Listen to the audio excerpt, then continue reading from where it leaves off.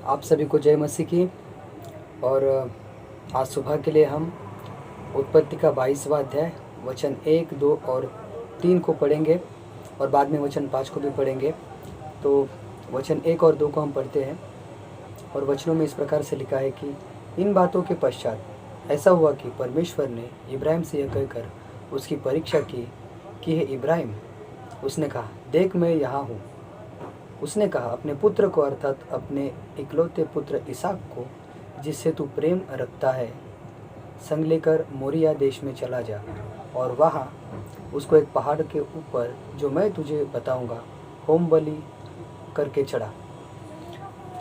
वचन 1 और 2 में हम देखते हैं कि परमेश्वर और इब्राहिम के बीच में बलिदान को लेकर एक वार्तालाप हो रही है। और वचन 3 में जब हम पढ़ते हैं तो वचन 3 में ऐसा लिखा है कि सो इब्राहिम बिहान को तड़के उठा और अपने गधे पर काटे कसकर अपने दो सेवक और अपने पुत्र इसहाक को संग लिया और होम बलि के लिए लकड़ी चीर ली। तब कूच करके उस स्थान की ओर चला जिसकी चर्चा परमेश्वर ने उससे की थी। यानी 22वें अध्याय के पहले और दूसरे वचन में परमेश्वर और इब्राहिम ने बातचीत की और तीसरे वचन में जो भी परमेश्वर ने कहा था वह इब्राहिम ने उसका आज्ञा पालन किया।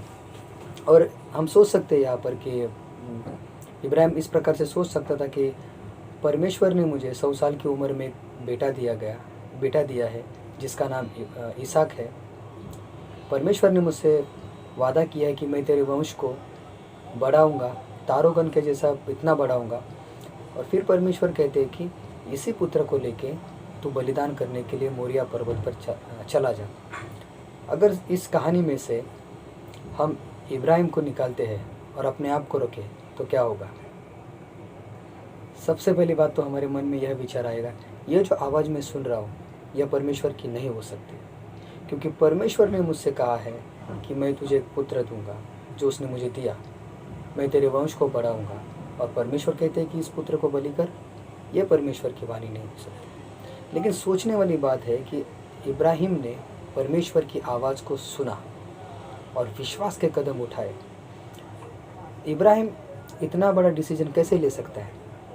पहली बात, उसका परमेश्वर के साथ में संबंध इतना गहरा था कि जो कुछ भी सुन रहा था उसे पता था कि यह केवल परमेश्वर की वाणी है।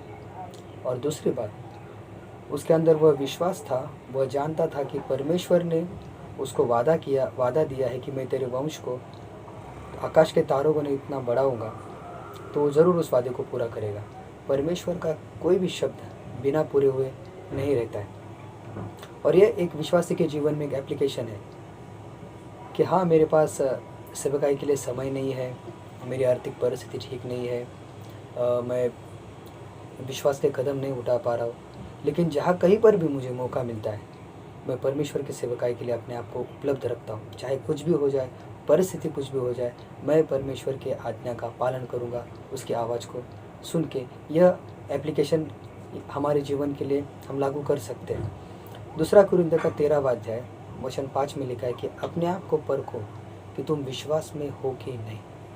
यानी हमारे अंदर जो विश्वास है वह विश्वास भावनाओं पर आधारित है या परमेश्वर के वचनों पर आधारित है, इस बात को परखो।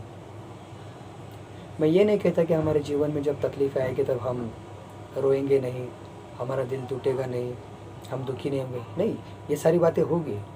लेकिन क्योंकि हमारे अंदर परमेश्वर का विश्वास है जो उसके वचनों के द्वारा आता है, इस कारण हम फिर से उठ खड़े होंगे और परमेश्वर के साथ में चलेंगे। और परमेश्वर इसी प्रकार के विश्वास की अपेक्षा एक विश्वासी के जीवन से करता है, एक विश्वासी से करता है।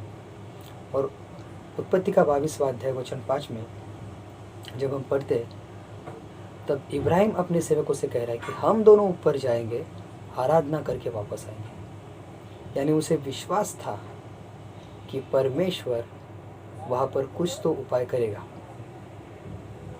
वहाँ पर परमेश्वर मेरे पुत्र को या तो मरे में से जिंदा करेगा या उसके बदले में कुछ तो उपाय करेगा।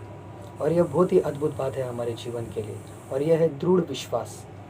ऐसा दृढ़ विश्वास परमेश्वर को प्रसन्न करता है, ऐसा दृढ़ विश्वास परमेश्वर को अद्भुत कार्य करने के लिए मजबूर करता है।